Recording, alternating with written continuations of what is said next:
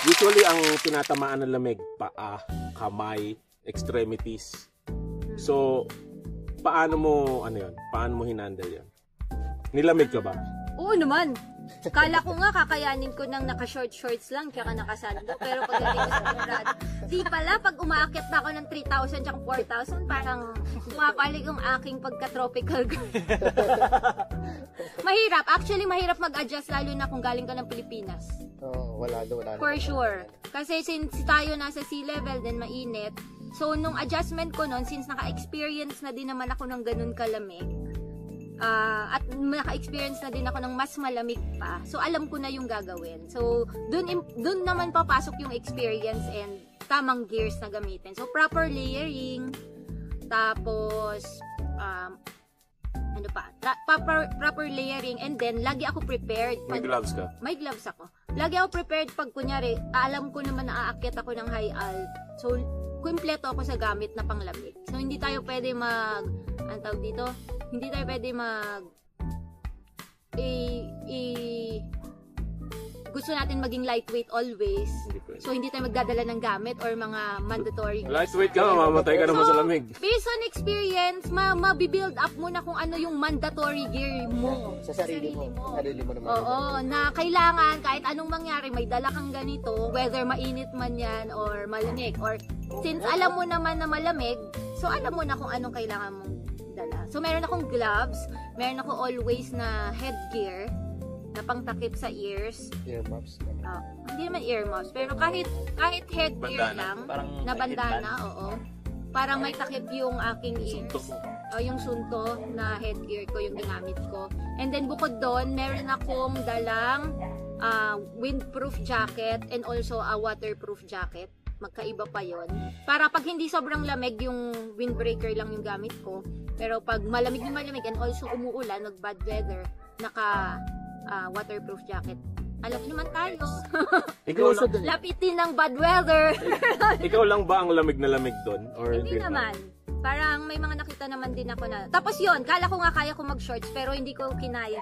Merong nakapag-shorts. Sinag-shorts ko, naman, yung mga taga doon. Yung pink. Naka-ready na yung mga sinag-shorts ko, nilagyan ko na yung lahat ng panglagay ng poles, kaya lang hindi ko kinaya talaga.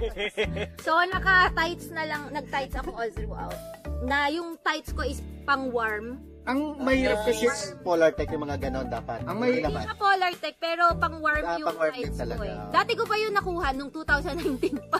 Ang mahirap kasi sa hard rock compared to other races, ang mahirap sa kanya is ang average elevation nasa 3,300 meters. 300. Para ka nasa Average yun. So, okay. para ma-imagine nila gano'ng kataas yung 3,300. Okay, para imagine nyo, kung nakapag Mount Ugo kayo, that's 2001. Ang pinakamataas dito sa atin ng bundok is Mount Apo, sa 29, and Mount Pulag sa Luzon, 29 rin yun. Pero sa Colorado, umaakyat sa hard rock, umaakyat ng mga passes na tag 4,200, above 4,000, parang 4 passes ata yung dinaanan na gano'n. So, tapos ang average is 3,300. So, mas mataas pa sa Pulag. Sa Wala ka rin isang kilometro.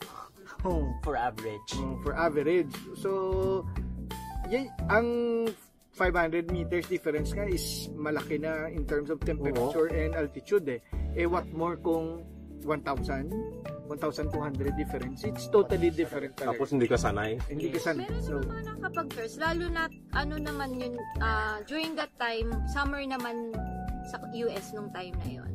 Kaya lang, siguro lamigin lang talaga ako. tropical girl na Pag more time siguro na mag-stay, baka mas kaya kong mag-adapt pa. Pero para lang maging safe naramdaman ko na din kasi na lamigin.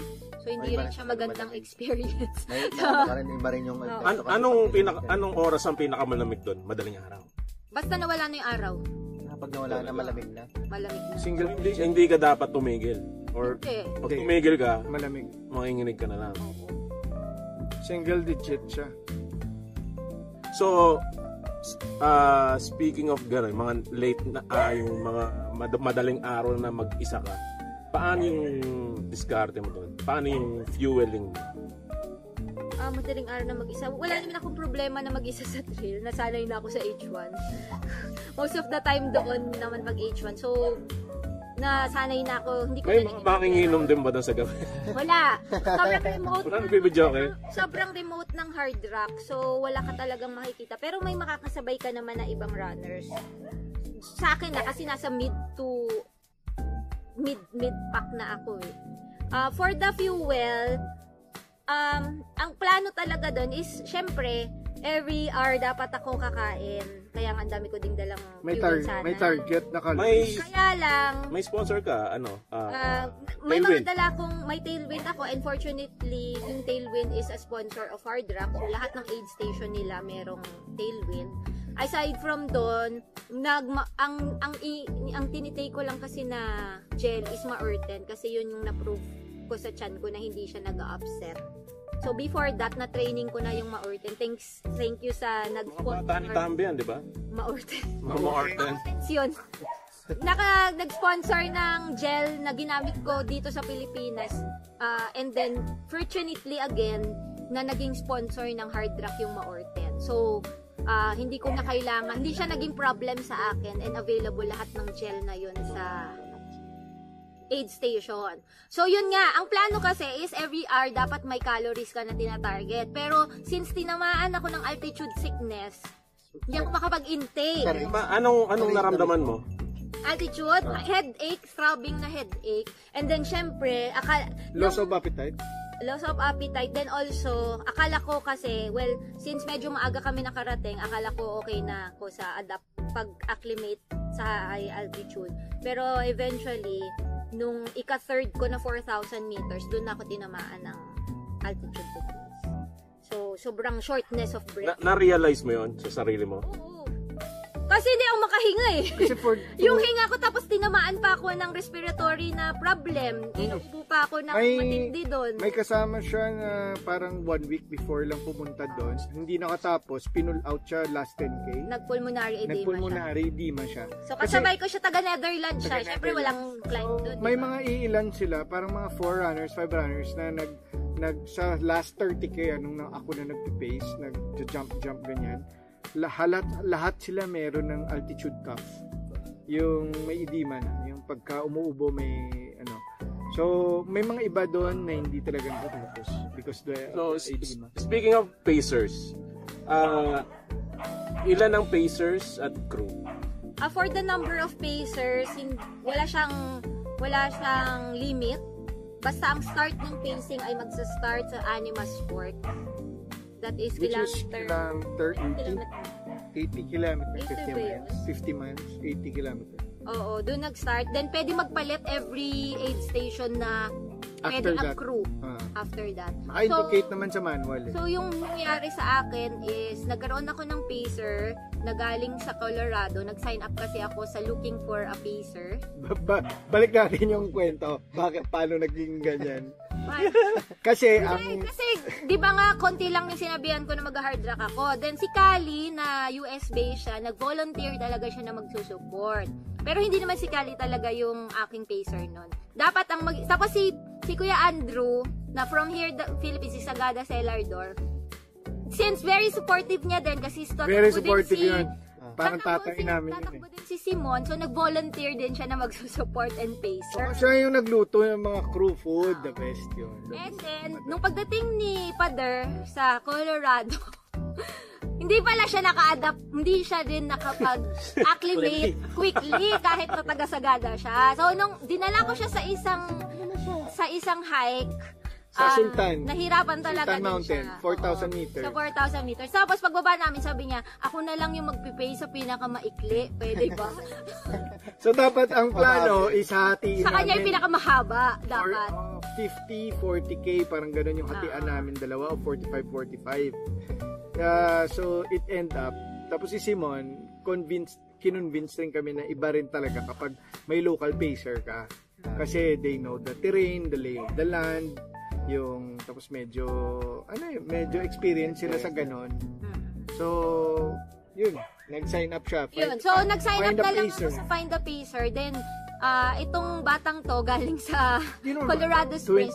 Bata pa siya, 22 years old lang siya. Joe. So, kinontak niya ako. Hindi siya nag-sign up doon sa Google Pero form. Pero kinontak niya ako directly. Binigay ko yung number ko. Kayo na magsasabi na. Tapos, nag-drive siya ng 5 hours from Colorado Springs to Silverton para lang mag-pay sa akin. So, thank you so much, Joe. Si So, Joe. siya yung nagligtas kasi siya yung gumawa ng 40 kilometers.